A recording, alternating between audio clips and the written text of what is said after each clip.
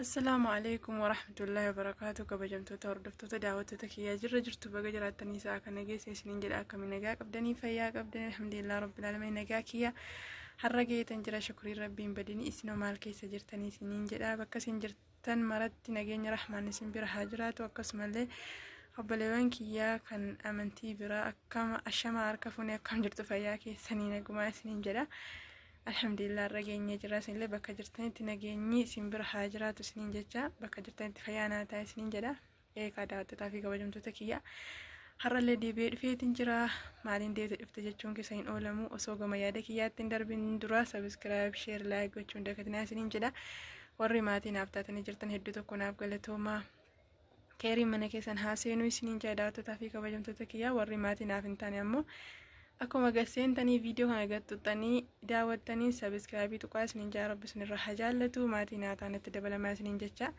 har'aoo maal qabattee dhuftee yookaan jettan taate har'allee akkuma beekamu waa'ee obboleettii keenya mustariyaa ammallee mustariyaa irratti ajandaa guddaan oofamaa jira. Oduun olii gadi deddeemee namni hunduu ajandaa godhatee jira jechuudha. Tiktokii gaafa gaseentu waa'ee yaasinii fi waa'ee mustariyaa agarta jechuudha. Obboleewwan kiyyaa waa'ee namaa kanarraa dubbachuurra osoo sila nama danda'ame walitti araarsuuf bareedaadha, nama kana walitti fayyisuuf bareedaadha jechuudha. Maaliif jennaanii rakkoo namaa ka beeku rabbii, lammaffaa ammoo abbuma sana beeka jechuudha. Ka rakkatee jiru ka dhibamee jiru jechuudha. Kanaaf iyyuu dhibee isaanii abaluu dhibamee abaluu kana godhee iseetu balleessee isatu balleessee jechuu dhiifamee osoo sila dandahamnaan walitti araarsanii tokko isaan godhanii walitti isaan fayyisanii bareeda ture. Wanni rabbi namarraa jaallatulleen kanuma.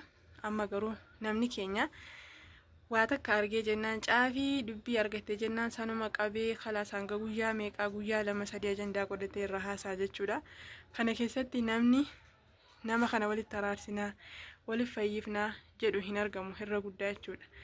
Kanuma iseetu balleessee isatu balleessee jedhee isa ajandaa godhatee oofu malee nama nageenya nama kanaa buusna gidduu isaanii buunee haa araarfamu nama jiru agartan eessatti jechuudhaan namni tokko gaafa ajandaa qabatee jedhu ajandaa sana oofuu malee waan sana furmaata itti goona jechuun hin jiru jechuudha nama keenya bira. Maaliif akka ta'e garuu hin beekne. Mustariyaanii viidiyoo of faarsite tokko gadhiistee turte. Viidiyoo tiktokii isee jalatti har'a of faarsuu dhufee jettee afaan arabiffaallee itti mattee dubbattee jirti jechuudha. Afaan arabiffaa immoo gara afaan oromootti hiittee jirti jechuudha. Maashaallah tabaraka rahmaan, maashaallah fahamee hedduu qabdi, rabbitti siidhaaf haa dabalu. Achi jalatti koomentii gaafan ilaalu bismillaahi namni hundi arraba bicha jirana wal arrabsuun maaliif barbaachise? Namni kun yoo dogongora saallarraallee gorsanii deebisuu irra wayya malee maaliif nama arrabsu maaltu fide? Mustariyaa jechuun dubartii jabduudha. Dubartii amal qabeettiidha, dubartii obsa qabdu. Miidiyaa irratti gaafan arguun akkasi jechuudha. Namallee dubbii tokko dubbatte itti yaaddee tilmaamtee dubbattu jechuudha. Har'a qofaa miti mustariyaa kan miidiyaa irratti agarre. Ani har'a jechuudha mustariyaa yoon sabuu baadhee waggaa 6-7 ergan daawwachuu eegale. Isii dhaareefuu tokko jedhee miidiyaa irratti bahee arge jechuudha isiidhaaf yaasin kana. Kanaafuu daawwattootaa fi kabajamtoota kiyyaa akkuma agarre waa laaqurra akkuma agarre waa dubbachuurra dubbiin kun akkamii jedhanii itti yaadanii dubbachuutu irra bareedaadha. Koomentii isee jalatti yaa subhaanallah dhalaa harargee afaan isaan jedhan danda'een jedhu ilaa namni tokko namni waa tolaa barreessee hin jiru. Achi keessatti waan hin arge nama wayitu namni koomentii kiyyaa agartan kuni jarri kuni yoo wallabdee qabaatan maaliif namni walitti hin araarsinee, maaliif ilmaan isaanii irratti walitti araarsanii ilmaan isaanii kun isaanii kan hin guddifannee jee namni wayi koomentii barreessa jechuudha. An koomentii sana achuma geetiin dhaabe haga dhumaa hin ilaalle jechuudha. Garuu namni keenya akkuma isiniin jedhe dogongora nama tokko yoo arge dogongora kana kara kamiin bal'isaa, kara kamiin caafii itti baasee ajandaa godhadha jedha malee dogongora nama kanarraa nama hin deebisu jechuudha. Yaasinii fi mustariyaa wal dhabdee isaanii iseedhaa fi rabbii abbaa manaasee qofatu beeka. Akka waan wal dhabdee isaanii kana beekanii dubbii isaanii kana beekanii namni hundi akkasitti ajandaa godhatee mustariyaa arrabsaa jira jechuudha. Yaa obboleewwan dhiisaa nama arrabsina. Nama arrabsitanii zambiin funaannatina. Maaliif jennaani ilmi namaa ni dogongora ni qajeela jechuudha. Ilmi namaa wal lola wala araarfata jechuudha. Inumaa keessumaa abbaa manaa fi haadha manaa gidduu lixuun inuma tasan taane yoo illee isaan lamaan gidduutti furmaanni dhabame akka jaarsummaatti namni lama yookaan namni tokko gidduu lixee walitti araarsuu walitti deebisuun dirqama. Garuu miidiyaa kanarratti miidiyaa hanga kana ga'u miidiyaa kana gubbaatti baasanii wal firfirsanii wal haasa'anii afuura wal naqanii qilleensaan wal kennu maaliif barbaachisa obboleewwan? Rabbi keessan sodaadha, irraa deebi'a, irraa wal gorfadha, wal haa tikfannu, wal haa gorfannu, dogongora keenyarraa wal haa gorfannu. Mee warri akkasitti komentiin taane barreessaniif kun komentii isin arrabsoo barreessitanii kun harki keessan harraba barreessu kun gorsamaa barreessuu dadhabe. Obboleettii kiyya jettanii waan iseedhaaf ta'u waan isee fayyadu maaliif barreessuu dadhabe harki keessan kan amma arraba barreessu kun? Dhiisa. Bor namni gaafa qabrii gasseenu hojii isaa waliin qabrii seena jechuudha. Waan har'a daladdee waliin qabrii seenta, waan har'a hojjette waliin kan si waliin deemu hojii kee jechuudha. Yeroo fuula Rabbii deemtu, yeroo qabrii seentu kan itti wajjin dhattee lahadii ciiftu dalagaa kee har'a surratti dalagatte jechuudha. Warra irra komentii badaa barreessitan, warra irra waan hin taane irra laayikii kennitan bor itti gaafatamuu teessanii beekadha. Kanaaf obboleewwan kiyya hamaatti wal qajeelchuurra gaariitti wal qajeelchuuf bareeda waan ta'eef dhibdee isaanii gidduu seentanii nama hin arrabsina.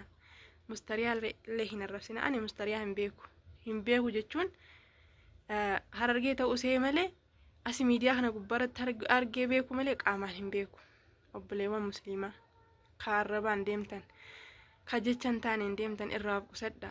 Bor itti gaafatamuu teenya, bor fuula Rabbii deemuu teenya waan ta'eef kanaafuu walaa gorfannu. Kanaafi mustariyaa irratti ajandaa guddaan oofamaa jiru kun haa dhaabbatu. Isaan immoo Rabbiin gidduu isaanii waliigaltee haa kennuufi har'a mustariyaan inuu akka namni aaruuf ta'e hin beekne mala hinuu gadi baastee of faarsitee hedduu tokko faarsite jechuudha viidiyoo isii.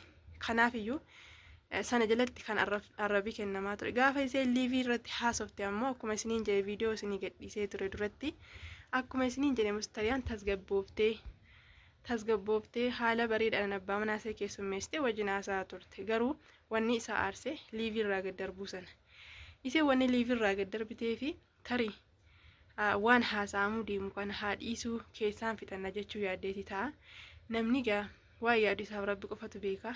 Kanaafuu nama sana ta'anii waan namni kun yaade hubachuun nama rakkisa jechuudha. Keessa abbaa sana abbichumaa fi Rabbi tokkichatu beeka.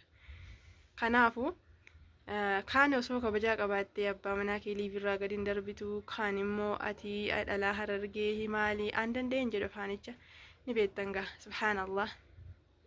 Waan barbaadan jedhanii ajandaa irratti oofaa jiranii ajandaa guddaa godhatanii jiru jechuudha mustariyaa har'a. Kanaafuu daawwattotaa fi kabajamtoota kiyyaa du'aa goonee fi Rabbiin walitti isaan haa araarsu. Ani mustariyaa fi Yaasiin jechuudha guyyaa tokko walitti mufatanii miidiyaa irra wal baasuu dhiisii wal aarsu jedhee iyyaan. Maaliif wanni miidiyaa irra baate kun hin taatu wallahi maaliif akka ta'e hin beeku. Abbaa manaa fi haadha manaa gaafa miidiyaa irra baate jettu bismillaahi jaalaluma bareedduu duraa waliin jiraatan kana jireenyuma bareedduu waliin jiraatan kana gaafa miidiyaa irratti ol baatu babbaddi. Maaliif akka ta'e hin beeku. Hisdii qabdiin si'a miidiyaan kun abbaa manaa fi haadha manaatis hin taatu jechuudha. Mee ilaala nama miidiyaa irra walitti dhufee hin turu yeroo muraasatti adda baahannillee maaliif akka ta'e hin beeku yaa subhaanallah. Mee nama abbaa manaa fi haadha manaa miidiyaa irra wal baasee wal dubbate yookaan immoo waliin osoo madalagu walitti hafee mee ilaala ni jira. Hin jiru irra guddaan isaa dhufee asuma irratti rakkoo isaa himataa jaartii kiyyaajin akkas ta'e maal namuma sila khalaas namni kun walitti mufata jettee garaa keetti yaadin miidiyaa kanarra gaafa bahu akka hin taane ta'a jechuudha. Yaa Rabbi yaa Allaatti nu qajeelchi. Kanaafuu dubbiin akkamii yoo jiraate abbaa manaa fi haadha manaa miidiyaa irratti wal baasuu wallahi hin taane waliif sabaruu wayya waliif obsuu wayya. Kanaafiyyuu mustariyaa du'aa haa goonuu fi mustariyaa fi Yaasiniini qilleensa seene yeroo isiniin jedhu al tokko akka piraankii faa jedhanii maal jedhanii Yaasiniin fuusisuu deemnaa maal jedhanii irratti oofaa turan. Suuraa mucoo tokko wajjin gagadhiisaa turan. Isheen illee piraankii Yaasiin na hiikee jettee miidiyaa kanarratti baatee dubbattee turte. Achirratti komentii baay'eetu barreeffameef. nama rifachiisuun sunnaa keenyarraa himiti yookaan sunnaa rasuula rabbiirraa himiti sallallahu alaihi wasallam jedhanii hedduu ijoolleen daawwattoonni itti mufatanii turan jechuudha. Waan hin taane ofirratti yaaduun hin taatu. Maaliif jennaani waan boodaan namatti dhufu rabbitu beeka malee namni ofirraa qubaan qabu jechuudha. Amma guyyaa du'a keenyaan beenu teenyee eeggachuu malee garuu rabbiin ni beeka. Kanaafiyyuu waa'ee mahiikaa waan man taane waan jaarsa keessan irraa dhuftanii asirratti hin dubbatinaa billaa aleekum warri bultii ijaarrattanii qabdan. Maaliif jennaan miidiyaan kun hizdiidha wallaahi hizdii qabdi miidiyaan kun. Kanaafiyyuu waa'ee jaarsa keessanii waa'ee bultii keessanii asirra baatanii hin dubbatinaa kottaa taphadhaa nama waliin nyaadha dhiifama waan barbaadan haasa'a hiriyoota keessanii wajjiniin taphadhaa garuu waa'ee abbaa manaa keessanii asirra hin baasina waan boodaan dhufuun beektan. Kun amma isheen takka firaankii jettee na hiike maal jettee hedduu nama qalbii cabsaa turte amma kunoo wal dhaban jedhame miidiyaarra achoofamee asoofamaa jira jechuudha. Kanaaf rabbi khairii haa godhu rabbiin tokko isaan haa godhu rabbi walitti isaan haa araarsu jenna. Yaanni qabadhe dhufe kana fakkaata haga viidiyoo biraa walitti deebinutti. Assalaamu alaikum warahmatullahi wabarakaatu.